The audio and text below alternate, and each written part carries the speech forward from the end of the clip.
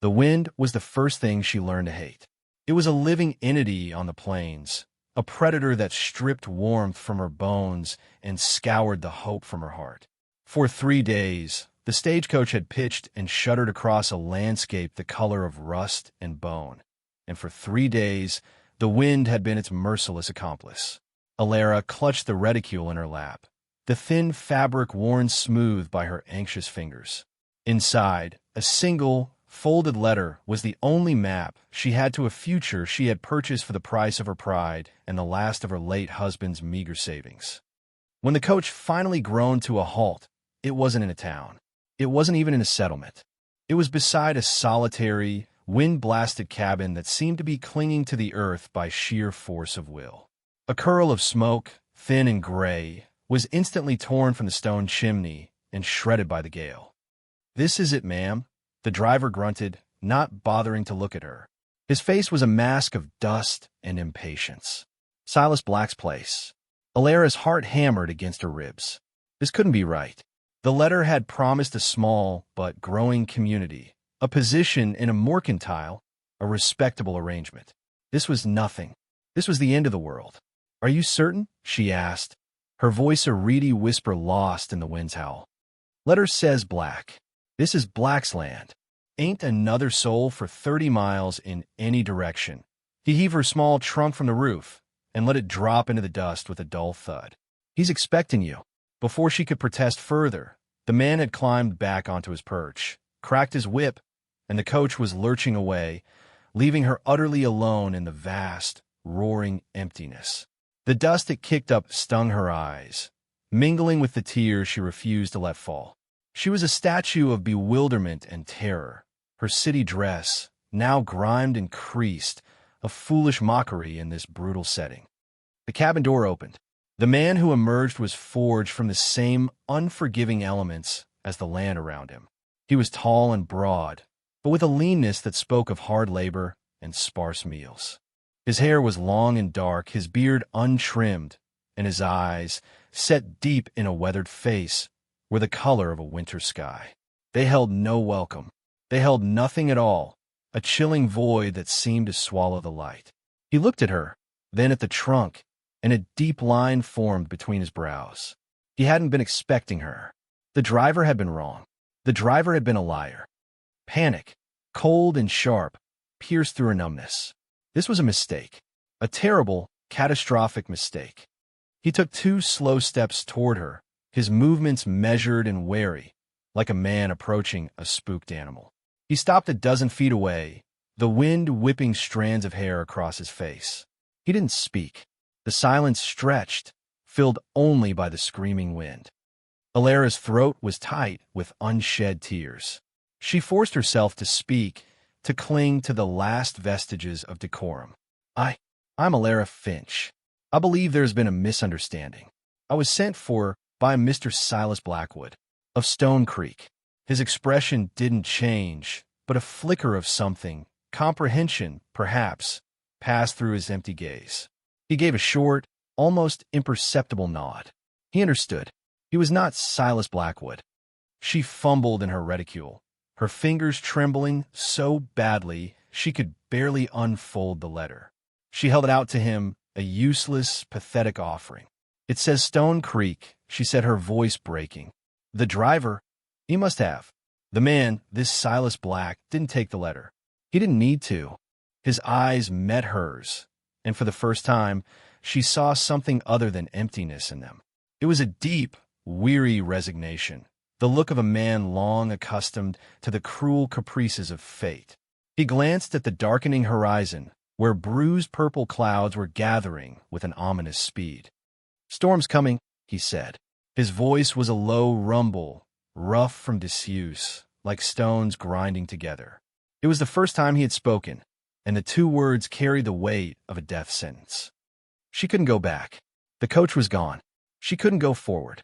Stone Creek, wherever it was, might as well have been on the moon. She was stranded here, at the mercy of this silent, forbidding stranger in the approaching storm.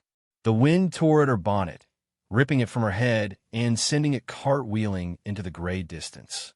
She watched it go, a final, flimsy piece of her old life vanishing forever. A sob finally escaped her, a raw, ragged sound of pure despair. She sank to her knees beside her trunk, buried her face in her hands, and wept. He stood there for a long moment, a stark silhouette against the dying light. He did not move to comfort her. He did not offer a single word of solace. He simply watched, his face impassive. Then, with that same deliberate economy of motion, he turned, walked to her trunk, and lifted it as if it weighed nothing. He carried it toward the cabin. He paused at the door and looked back at her, a dark figure waiting in the deepening gloom. His silence was not a question. It was a command. Come in, or be consumed by the storm. With no other choice left in the world, Alara pushed herself up from the dirt, her body aching and her spirit shattered, and followed him into the darkness. The cabin was one room, dominated by a large stone hearth where embers glowed faintly. It was a space of stark masculinity, smelling of wood smoke, old leather, and something else, a deep, lingering scent of solitude. A rough-hewn table and 2 chairs stood in the center. A narrow bed was built into one wall, a pile of furs and worn blankets on its surface. Shelves held a few tin plates, a cast-iron pot, and little else. There were no curtains on the single, small window, no rug on the packed earth floor, no sign of any touch softer than a man's calloused hand. It was less a home than a den, a place to weather the elements, and nothing more. Silas placed her trunk by the door without a word. He moved to the hearth, added a few split logs to the embers, and coaxed them into a hesitant flame with a bellows. The firelight threw his shadow, huge and distorted, against the log walls. Alara remained by the door, clutching her shawl, feeling like an intruder, a fragile piece of porcelain set down in a blacksmith's forge. The warmth from the growing fire did little to chase the chill that had settled deep in her soul. He worked in silence, his movements efficient and stripped of any wasted gesture. He filled a kettle from a water bucket and hung it over the fire. He sliced thick slabs of bread from a dark loaf and put them on the table, alongside a wedge of hard cheese. He did not look at her. He did not acknowledge her presence in any way, yet his every action was for her.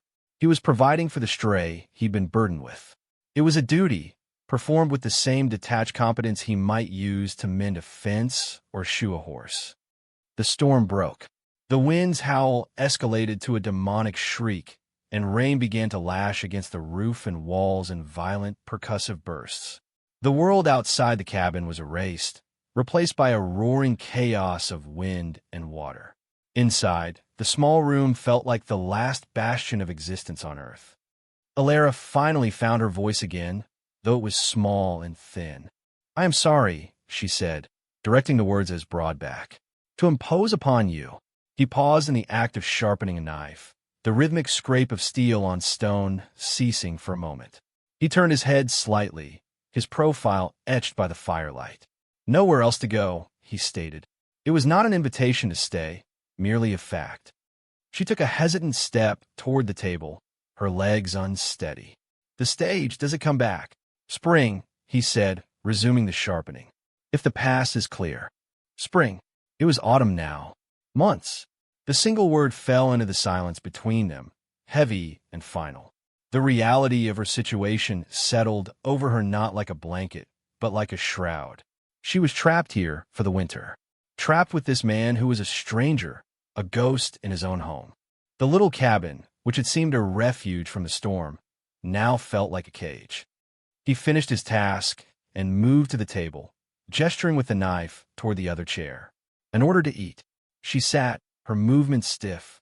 They ate in silence, the only sounds the crackle of the fire and the storm's relentless assault on the cabin. The bread was coarse but filling, the cheese sharp.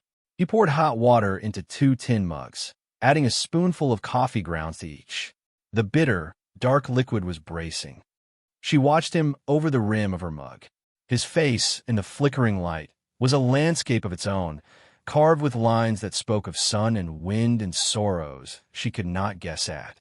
His eyes were fixed on the fire, but she sensed he was aware of her every movement, her every breath. The silence was not empty. It was fraught with a tension that vibrated in the air. He had not touched another human being in 8 years.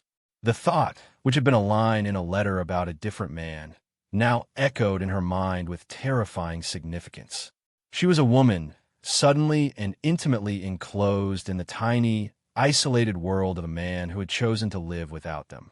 She was a disruption, a complication, a presence he had not sought and clearly did not want. When the meal was over, he stood and took her empty plate and mug, adding them to his own. He then walked to the narrow bed, pulled off the top 2 furs, and dropped them on the floor near the hearth. He pointed. "You sleep there." He offered no explanation, no apology for the crude arrangement. He then went to his own bed, lay down fully clothed, and turned his face to the wall. Within minutes, the steady rhythm of his breathing told her he was asleep, or at least pretending to be. Alara was left alone with the fire in the storm. She looked at the furs on the floor, then at the man's unmoving back. Fear was a cold knot in her stomach, but exhaustion was a heavier weight. She couldn't stand any longer. She lay down on the furs, pulling one over her shivering body. It smelled of him, of pine smoke, leather, and the cold, clean scent of the outdoors. It was a disturbingly intimate smell.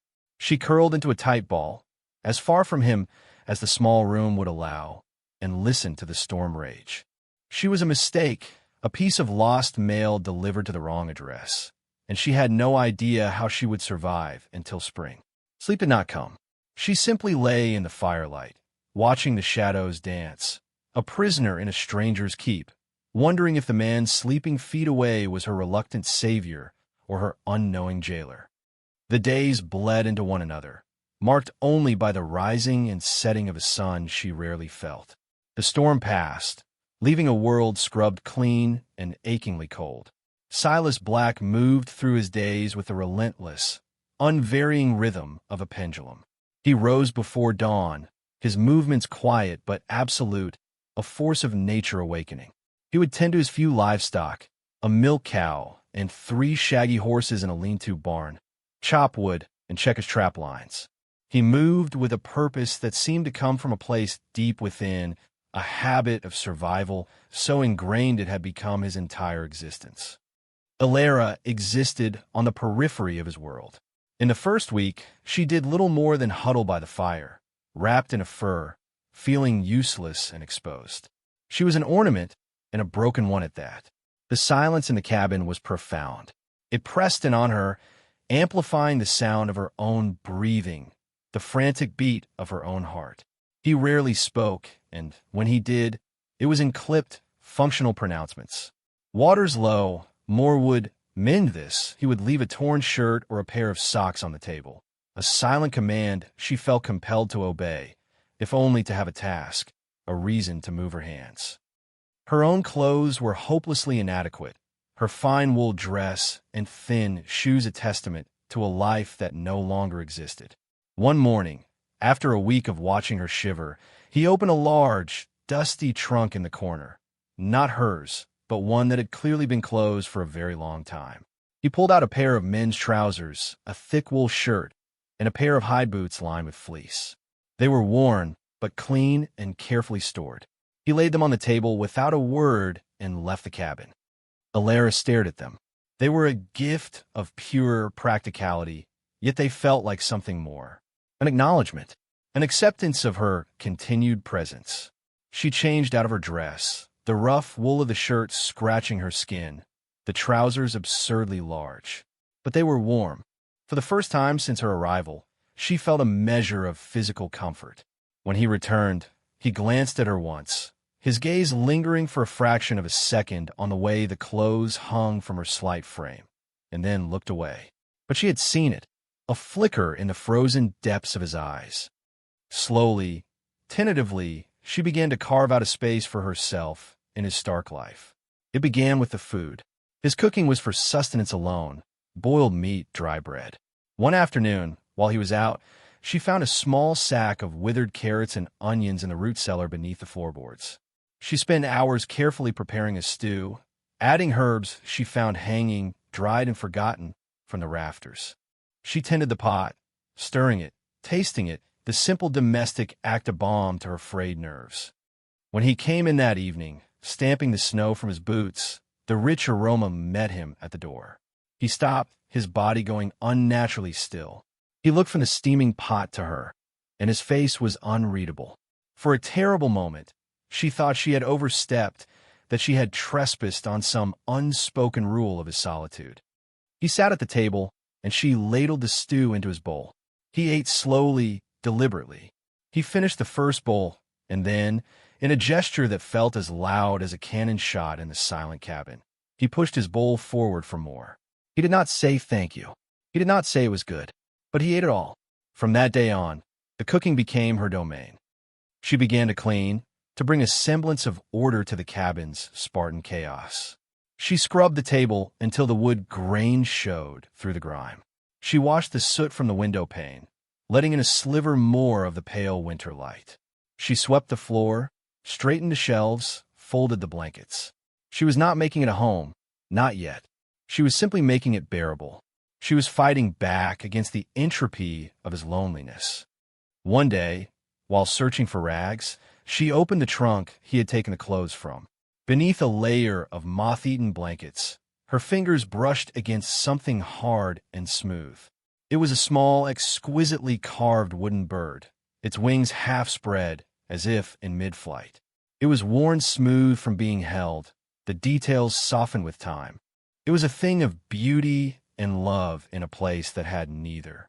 As she held it, the cabin door opened and Silas stood there, his arms full of firewood. His eyes locked on the bird in her hand. The firewood tumbled from his arms, crashing to the floor. The impassive mask he wore shattered, and for a breathtaking second, she saw the man beneath. She saw a pain so vast and absolute it stole the air from her lungs. It was the look of a man seeing a ghost. His face contorted in a spasm of raw agony, his hands clenching into fists at his sides. I'm sorry, she stammered, placing the bird gently back in the trunk as if it were made of spun glass. He didn't answer. He turned on his heel and walked out of the cabin, back into the driving snow without his coat. Alara stood frozen, her heart pounding. She had not just crossed a line. She had stumbled into the very heart of his pain, the carefully walled-off chamber of his grief. She had done a terrible thing. He was gone for hours. The sun began to set, painting the snow outside in shades of violet and rose. The temperature plummeted. Fear, a different kind of fear than she had felt before, began to coil in her stomach. It was not fear for herself, but for him. She paced the small room, watching the door, her anxiety growing with each passing minute. Just as true darkness fell, he returned. He was covered in a layer of snow, his face pale and gaunt, his eyes hollowed out. He walked past her to the fire and stood with his back to her, his shoulders slumped. The silence was heavier than ever before, thick with all the things she had seen and all the things he could not say. She waited, her breath held tight in her chest. Finally, he spoke, his voice hoarse, directed at the flames. "It was my daughter's," he said. Her name was Lily. She loved birds. The words were stones dropped into a deep well. Alara felt the impact of each one. A daughter, a past, a life before this self-imposed exile. She was 6, he continued, his voice cracking. The fever took her, and her mother. 8 years ago. 8 years. The number hung in the air. 8 years since he had lost everything. 8 years since he had walled himself up in this wilderness, a voluntary prisoner of his own grief. The loneliness that she had thought was a choice was a sentence. He hadn't touched a woman in 8 years because the last woman he had loved had been turned to dust by this unforgiving land. Alara moved toward him, her feet silent on the floor. She stopped a few feet behind him. She didn't know what to do, what to say. There were no words for a grief that immense. So she said nothing. Instead, she reached out a hesitant hand and lightly touched his arm. His entire body went rigid at her touch, a violent shudder passing through him. It was not a flinch of anger or rejection. It was the shock of a current passing through a dead wire, the jolt of a nerve long dormant, suddenly firing. He didn't pull away. He simply stood there, trembling, as her small hand rested on the rough wool of his sleeve. It was the first human touch he had felt in nearly a decade. In the flickering firelight, with the wind howling its mournful song outside, a crack appeared in the wall of his solitude, and a tiny, fragile sliver of warmth crept in. The confession, once made, did not open the floodgates. Silas did not become a different man overnight. The silence returned, but its quality had changed. It was no longer the oppressive, hostile silence of two strangers trapped together. It was a shared quiet, a space that now held a known, if unspoken, sorrow. The distance between them had been named, and in the naming, it had somehow been lessened. He still moved through his days with that same grim purpose, but Alara now saw him through a different lens. She saw the ghost of a husband and a father in the way he stared into the fire, in the almost imperceptible gentling of his hands when he milked the cow. Her touch on his arm had been a singular event, a tremor on the surface of a frozen lake. They did not touch again. Proximity was their only language. They moved around each other in the small cabin, a slow, careful dance of coexistence. He would leave a brace of rabbits by the door. She would turn them into a savory pie. She would find his worn gloves mended and left to dry by the fire.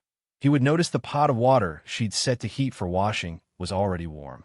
It was a conversation held in deeds, a partnership forged in necessity and mutual observation. As the heart of winter locked the land in its icy grip, Alara found her own resilience. The city-bred softness fell away from her, replaced by a quiet strength. Her hands, once smooth and pale, became chapped and callous from chopping kindling and kneading dough. She learned the rhythms of the land, the way the snow drifted, the different calls of the winter birds. She learned to read Silas's moods in the set of his shoulders or the tightness of his jaw. He was a man of few words, but his body spoke volumes. One afternoon, he came inside holding a rifle. He laid it on the table. "You should know how," he said. She looked from the long, dark barrel of the gun to his face. His expression was serious, devoid of emotion. It was another practical lesson, like learning to bank the fire or predict the weather. He took her outside, into the blinding white of the snow-covered clearing. The cold was so intense it felt sharp, a blade against her skin. He showed her how to hold the rifle, how to brace it against her shoulder, how to sight down the barrel. His hands hovered near hers, guiding her posture, but never quite making contact. The space between his skin and hers crackled with a strange energy. "Squeeze," he instructed, his voice low beside her ear. "Don't pull." She did as he said. The rifle's report was a violent crack that shattered the winter silence. The kick slammed into her shoulder, staggering her. She had missed the tin can he had set on a distant stump by a wide margin. But she had fired it. She had held the power of it in her hands. He had her practice until her shoulder was bruised and her ears rang, until she could reload the weapon with numb fingers, until her shots began to land closer and closer to the target. He was teaching her to survive in this world, and in doing so, he was arming her against it. Life settled into a fragile domesticity. Evenings were spent by the fire. He would carve, his large hands surprisingly deft as he worked a piece of pine, shaving away slivers to reveal the shape of a wolf or an eagle within. She would sew, her needle flashing in the firelight. They rarely spoke, but the silence was now comfortable, companionable. She would sometimes read aloud from the one book she had brought in her trunk, a collection of poems. At first, she thought he wasn't listening, but she would notice the pause in his carving, the way his head would tilt slightly as she read a particularly evocative line. He was drinking in the words, "A man starved for a language beyond survival." The first sign of trouble came in the late winter, when a thaw made the trails passable for a determined rider. They were two men, their faces hard and their eyes greedy. They rode up to the cabin as if they owned it, their horses churning the melting snow into mud. Alara watched from the window, her hand instinctively going to her throat. Silas met them outside. He stood before his home, a silent, immovable obstacle. He was not armed, but he seemed more dangerous than any man with a gun. Black, the taller of the two men, sneered. His name was Barlow. Still squatting on this rock pile? Silas said nothing. His stillness was his response. Heard talk in Harmony Creek, the other brother said. Talk of a railroad survey coming through this valley. Land's about to be worth something. He spat a brown stream of tobacco juice near Silas's feet. We're making you an offer. $5 for your claim. Take it and disappear. $5. It was an insult, a threat disguised as a transaction. Silas's voice, when he finally spoke, was flat and cold as a river stone. This is my land. It's government land you're sitting on, is what it is, Barlow snapped. And we aim to have it. Think on it. We'll be back. They wheeled their horses around and galloped away, leaving a pall of menace in the air. Alara came to the door, her heart hammering. Who are they? Trouble, Silas said, his eyes still fixed on the spot where the men had disappeared. He turned and looked at her, and his gaze was different. It was sharp, assessing, and deeply protective. For the first time, he was not just seeing her as a presence in his cabin. He was seeing her as someone who was now part of the life the Barlows threatened. The threat escalated a week later. Silas went out to check his traps and returned hours later, his face a grim mask. He was carrying the body of Fox, its fur matted with a strange, dark substance. Poison, he said, his voice tight with fury. They poisoned the creek upstream. It was an attack not just on him, but on the entire ecosystem he depended on. It was an act of profound violation. That night, the atmosphere in the cabin was thick with a new kind of tension. The fragile peace they had built was being threatened from the outside. Silas spent the evening cleaning his rifle, his movements methodical and deadly serious. Alara watched him, a cold dread creeping into her veins. The world was coming for them. The final confrontation came on a moonless night, under the cloak of a fresh, wet snowfall that muffled all sound. A log thrown against the cabin wall was the first warning, a heavy, jarring thud that jolted them both from their quiet activities. Alara gasped. Silas was on his feet in an instant, grabbing the rifle from its pegs on the wall. Stay away from the window, he commanded, his voice a low, urgent whisper. Another thud, this time against the door. A rough voice shouted from the darkness. Last chance, Black. Come on out, or we burn you out. Alara's blood ran cold. She could smell it now, the acrid scent of kerosene. They meant to set the cabin on fire.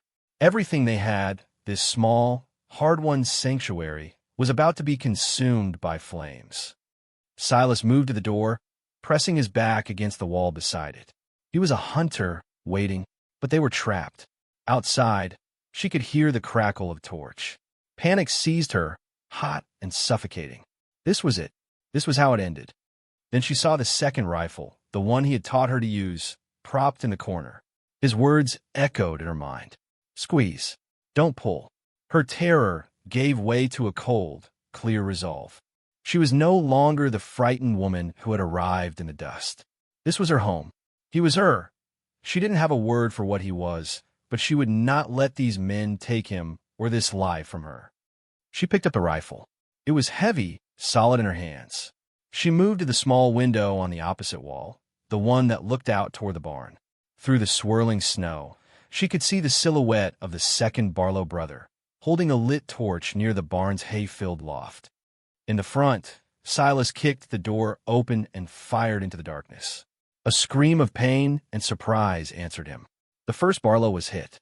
At the same instant, Alara raised her rifle, braced it against the window frame as Silas had taught her, and took aim at the figure by the barn. She didn't think. She acted. She squeezed the trigger.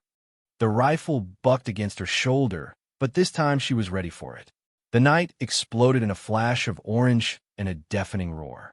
The man by the barn cried out, dropping the torch, which sputtered and died in the wet snow. He clutched his arm, stumbling back into the darkness. The night fell silent again, save for the groan of the wounded man outside the front door. Silas stood in the open doorway, rifle ready, a fearsome guardian in the snowy darkness. Get on your horse and take him with you, he yelled into the night. If you ever come back to this valley, I will bury you in it. There is a scramble of movement, curses, and the sound of a man being hauled onto a horse. Then, the fading thunder of hoofbeats disappearing into the snowy wilderness. They were gone. The silence that descended was absolute. The snow continued to fall, blanketing the tracks, erasing the violence. Silas slowly closed the door and barred it. He leaned against it, the tension draining from his body, leaving him looking utterly exhausted. He turned to face Alara. She was still standing by the window, the heavy rifle clutched in her hands, her knuckles white. Their eyes met across the small room. The space between them was charged, electric.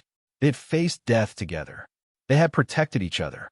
She had not been a liability. She had been his partner. In that shared, violent moment, the last of the walls between them had been reduced to dust.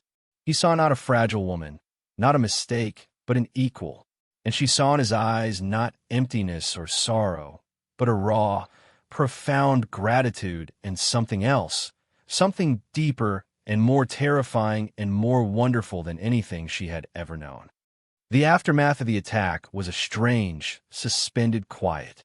The adrenaline faded, leaving them both bone-weary and raw. Silas tended to the gash on his forearm where a splinter from the doorframe had torn the skin, his movements slow and deliberate. Alara reloaded the rifles, her hands no longer trembling, the actions now ingrained, familiar. The scent of gunpowder hung in the air, a stark reminder of how close they had come to losing everything. They did not speak of what had happened. There was no need.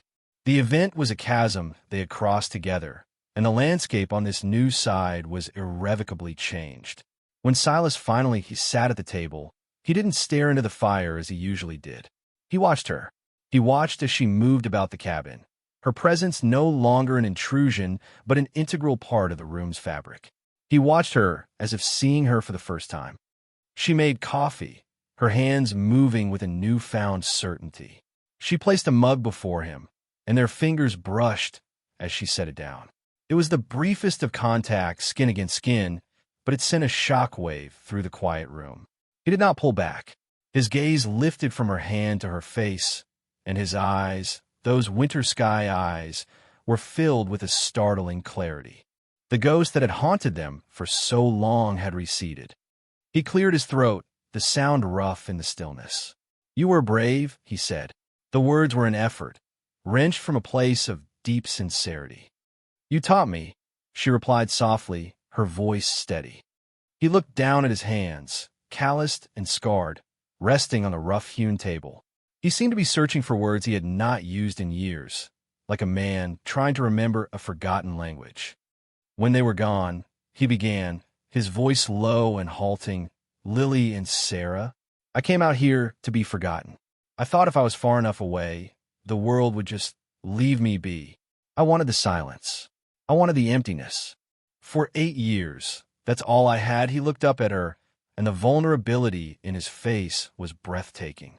"It was a quiet grave I was digging for myself, one shovelful at a time." He reached across the table and touched the back of her hand, his touch now deliberate, a conscious choice. It was not the accidental shock of before, but a firm, warm pressure that anchored her to the spot. "Then you came," he said, his thumb stroking the back of her hand. "You fell out of the sky like a bird with a broken wing. An accident, a mistake, and I was angry. You brought the world back to my door. You brought life into this room." He shook his head slowly, a look of wonder on his face. "Tonight, when I saw them out there with the torch, it wasn't my life I was thinking about. It wasn't the cabin or the land." His eyes held hers. "It was you." Alara's heart felt as if it would beat its way out her chest. The confession was more intimate than any embrace, more powerful than any kiss. It was the baring of a soul she had once thought barren. She turned her hand over, lacing her fingers with his. "I was so afraid when I arrived," she confessed, her own voice trembling with the weight of memory. "This place and you were both so harsh, so unforgiving. I counted the days until spring, until I could escape. I thought my life had ended here." She looked around the small, warm cabin, at the firelight dancing on the walls, at the man holding her hand. I was wrong. It began here. He held her gaze for a long moment, a silent conversation passing between them that was more eloquent than any poem. He saw her strength, her resilience, the quiet grace with which she had transformed his tomb into a home. She saw the goodness and the deep well of love that he had buried under years of grief, now slowly, tentatively, coming back to the surface. He released her hand and stood, walking over to the small chest that held her few belongings. He retrieved the original letter, the cause of the mistake, its paper now soft and worn. He held out to her. "The thaw will come in a few weeks," he said, his voice even, but with a current of tension running beneath it. "The path to Stone Creek will open.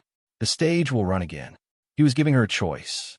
He was offering her the future she had originally sought, the life she was supposed to have. He was opening the door to her cage, testing to see if she would fly away. It was the most terrifying and selfless thing he had ever done. Alara looked at the letter in his hand, the symbol of her old life, her old hopes. Then she looked at him, standing there in the firelight, his heart laid bare, offering her freedom even as his eyes pleaded with her to stay. She thought of the respectable Mr. Blackwood in the tidy town of Stone Creek. She thought of a life in a mercantile, of polite society and predictable days. It felt like a ghost story, a life belonging to someone else. She shook her head slowly, a small, sad smile touching her lips. She did not take the letter. "The driver didn't make a mistake," she said softly. "He brought me home." A profound relief washed over his face, so powerful it seemed to physically alter him, smoothing the harsh lines, warming his eyes. He took a step toward her, then another, until he was standing directly in front of her. He gently cupped her face in his large, warm hands, his thumbs stroking her cheekbones. The 8 years of solitude, of isolation, of untouchable grief, collapsed into nothing. He was no longer a ghost. He was a man here with her. He lowered his head and kissed her. It was not a kiss of frantic passion, but of deep, reverent discovery. It was a kiss that tasted of wood smoke and winter, of shared sorrow and newfound hope. It was a promise, sealed in the quiet heart of the wilderness. Spring arrived, not as a date on a calendar, but as a feeling in the air. The snow receded, revealing the damp, dark earth beneath.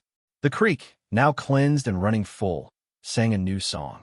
The sun had a gentle warmth to it, and the first green shoots began to push their way through the soil near the cabin's foundation. Alara stood on the small porch, a shawl wrapped around her shoulders, breathing in the scent of wet earth and pine.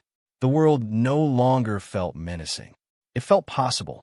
Silas was in the small corral, his back to her, mending a section of the fence damaged by the winter. His movements were the same as they had always been, economical, capable, strong. But there was a lightness to them now, a lack of the crushing weight she had first seen. She had planted a small garden. Tiny green sprouts of herbs and hardy vegetables were just beginning to show. It was a small, hopeful patch of green in the vast landscape of brown and gray. Silas had tilled the soil for her, his powerful shoulders working to turn the stubborn earth, preparing it for the life she wanted to bring forth. He finished his work and turned, seeing her watching him. A slow smile spread across his face, a sight so rare and beautiful it still made her heart catch. He walked toward her, his long strides eating up the distance between them. He stopped at the bottom of the porch steps, looking up at her. "The stage will be through next week," he said. It was not a question or a test this time.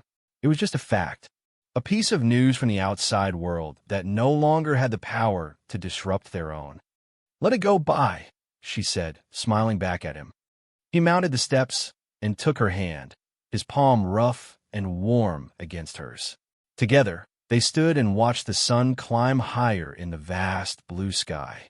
The wind still blew across the plains, but it was no longer a predator. It was just the breath of the world, a whisper that carried the promise of a new season. She had arrived as a mistake, a piece of lost cargo at the edge of the world. But here, In the arms of a lonely man and in the heart of an unforgiving land, she had found not the life she had been promised, but the life she was meant to live. And it was more than she ever could have hoped for.